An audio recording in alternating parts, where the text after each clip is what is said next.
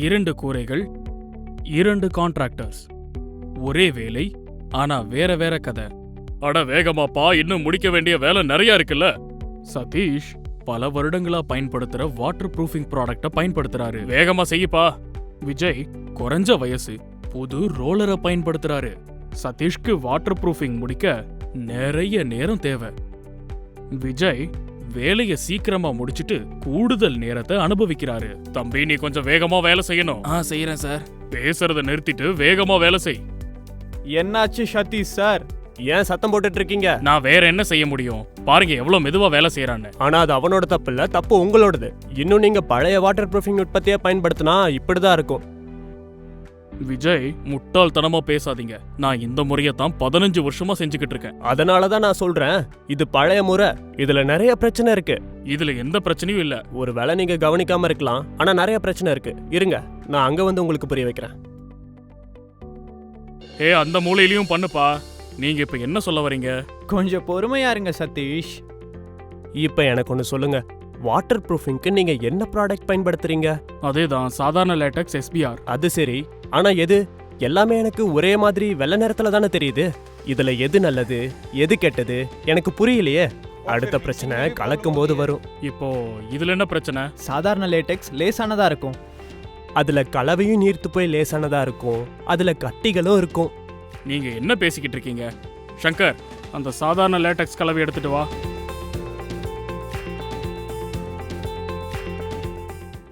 இத பாத்தீங்களா சதீஷ்? எவ்வளோ கட்டிகள் இருக்கு. அதோட சேர்த்து சாதாரண லேட்டெக்ஸ் லேசா இருக்கிறதுனால நீங்க சிமெண்டோட கலக்கும் போது கொஞ்ச நேரம் கழிச்சு அடியில சிமெண்ட் கட்டி ஆயிடும். அதுல என்ன பெருசா மாற்றம் இருக்கும்? நீங்க பிரஷ்ஷை வச்சு அப்ளை பண்ணும்போது சிமெண்ட்டும் லிக்விடும் சமமா பரவாது. அதனால பூச்சும் சீரானதா இருக்காது. இது பூச்சிக்கல்ல விரிசல் விழ காரணமா இருக்கும்.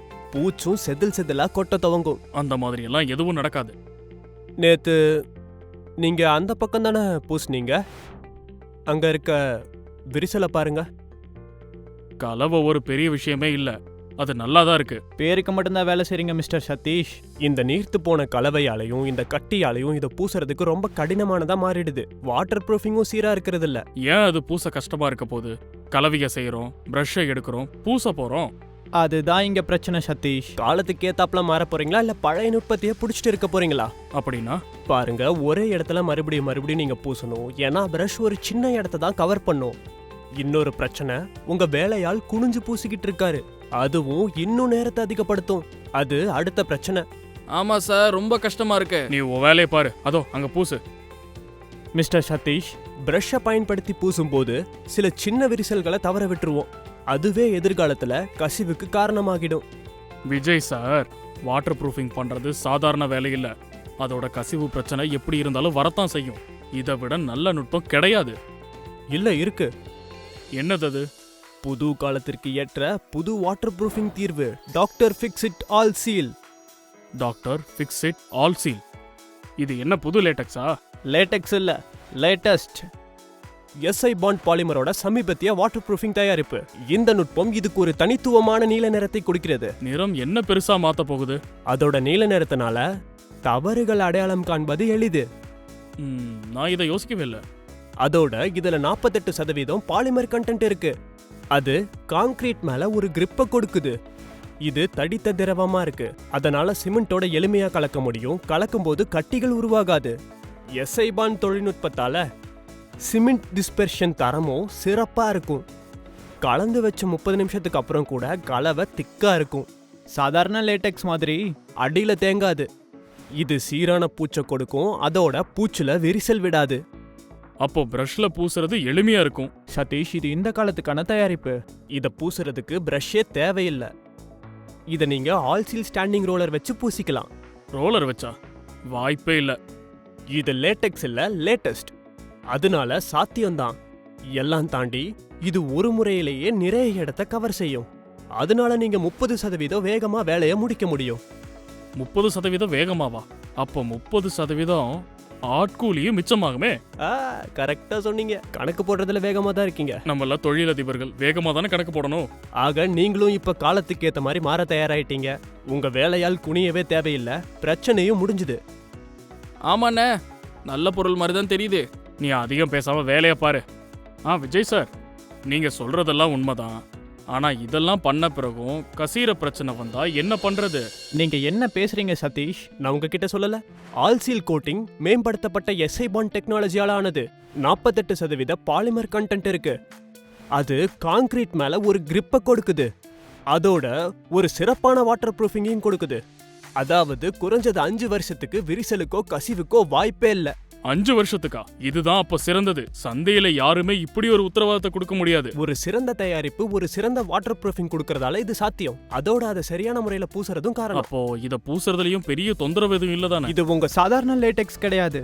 இது SI bond coating technology Satish. இது ரோலர் அப்ளிகேஷன். வாங்க காட்டுறேன். முதல்ல வயர் பிரஷையோ இல்ல ஸ்க்ரப்பரையோ வச்சு தரையை சுத்தம் பண்ணிக்கணும். அப்பதான் தூசி, மண்ணு, சின்ன துகள் எல்லாம் சுத்தமாகும். ஸ்க்ரப்பிங், கிரைண்டிங், கிரிட் பிளாஸ்டிங் ஏதாவது ஒரு முறையில தரையை தேய்ச்சு கீறல் இருக்க மாதிரி பாத்துக்கணும். அதுக்கப்புறம் தண்ணியை வச்சு சுத்தமா கழுவி விடணும். முதல் பூச்சுக்கு முன்னாடி கொஞ்சம் தண்ணிய மேற்பரப்புல தெளிச்சு விடணும். ஆல்சீல் எப்படி அப்ளை பண்றது? வாட்டர் ப்ரூஃபிங்க்கு டாக்டர் ஃபிக்ஸிட் ஆல்சீலையும் சிமெண்ட்டையும் 1:1 விகிதத்துல கலந்துக்கணும். அதாவது ஆல்சீலும் சிமெண்ட்டும் சம அளவு. ஞாபகம் வச்சுக்கோங்க, சிமெண்ட்டும் ஆல்சீலையும் கொஞ்சம் கொஞ்சமா கலக்கணும். அப்பதான் கட்டிகள் உருவாகாது. இது கலவை ஒரே மாதிரியா இருக்கிறதுக்கும் உதவும். 2-3 நிமிஷத்துக்கு மெக்கானிக்கல் ஸ்டிரர் வச்சு கலக்கணும்.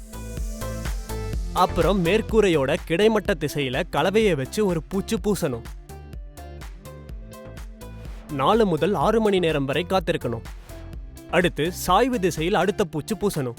1500 சதுர அடிக்கும் குறைவான பரப்பளவு கொண்ட கூரைகள் 1 கிலோ ஆல்சீல் 25 சதுர அடி பரப்பளவை கவர் செய்யும். தேவைப்படும் சாய்வுக்கும் தடிமனுக்கும் ஏத்த மாதிரி மேல் பரப்புல ஒரு பாதுகாப்பு அடுக்கு பரப்பணும். ஆல்சீல் அடிப்பூச்சு அமைப்பு. அதனாலதான் இதன் மேல பாதுகாப்பு அடுக்கு கட்டாயம். பாதுகாப்பு அடுக்குக்கு நீங்க என்ன வேணா பயன்படுத்தலாம். சிமெண்ட் தர, டைல்ஸ், சைனா மோசைக் அல்லது செங்கல் தரைய வச்சு.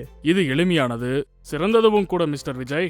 மேற்கூரைக்கு வாட்டர் ப்ரூஃபிங் பண்ண நான் இதையே பயன்படுத்திக்கிறேன். மிஸ்டர் சதீஷ், டாக்டர் ஃபிக்ஸிட் ஆல்சீல நீங்க மேற்கூரைக்கு பயன்படுத்தலாம். அதோட சமையல் அறை, பால்கனி, பாத்ரூம், லிஃப்ட் குழியில கூட பயன்படுத்தலாம். ஆனா ஞாபகம் வச்சுக்கோங்க, புதுவித தயாரிப்புகளை புதுவித நுட்பத்தோட தான் பயன்படுத்தணும். ஸ்டாண்டிங் ரோலரை வச்சு பூசுறத சொல்றேன். இப்போ இருந்து சாதாரண லேட்டெக்ஸ் கிடையாது. நான் வாட்டர் ப்ரூஃபிங்க்கு டாக்டர் ஃபிக்ஸிட் ஆல்சீல் மட்டும்தான் பயன்படுத்துவேன். புது காலத்திற்கேற்ற டாக்டர் ஃபிக்ஸிட் ஆல்சீல். மேம்படுத்தப்பட்ட எஸ்ஐ பாண்ட் டெக்னாலஜி, எளிமையான ரோலர் பயன்பாடு, சிறந்த கலவை, சிறந்த வாட்டர் ப்ரூஃபிங். நீங்க எப்போ வாங்க போறீங்க? Doctor Fixit all seal. கூரையையும் பாத்ரூமையும் சீல் செய்யும் டாக்டர் ஃபிக்ஸிட் ஆல்சீல்.